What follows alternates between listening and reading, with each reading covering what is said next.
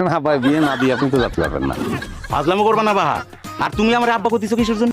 মানে হয়েছে কি, ওই আমি আর জাকির আমরা ওই বাজি ধরেছিলাম যে বাজিতে যে জিতবে সে হচ্ছে বিলকিসকে পাবে, তো আমি জিতেছি। জিজ্ঞেস করেন সবাই, ভালো মানুষ, খুব ভালো মানুষ। আর আপনি অনুমতি দিলে ঘটনাটা ঘটে যায়। আচ্ছা, তার মানে তোমরা সবাই এখন আমার সম্মানিত মেহমান।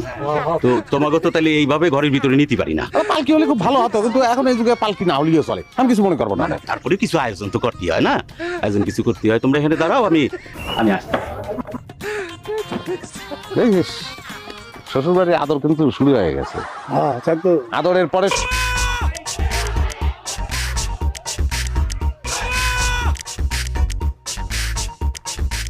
আমার ফিরিয়ে দিও না, তাহলে করে বাঁচবো না। তখন যদি তোমার পায় না কাইটে কিন্তু কুচি কুচি করে ফেলবে না। কুচকুচ করে ফেলে আমার কোনো অসুবিধা নেই। তোমার যদি না পাই বড়িতে জান দেখে লাভ কেউ জান আমি রাখবো না। তোমার এসব বাজি ফাজি না আমি মানি নেই। তুমি যদি এখন এই বাড়িতে বের না হও তাহলে কিন্তু আমি তোমার হাত দুটো ধরে করছি, আমি তোমার শুয়ে করছি।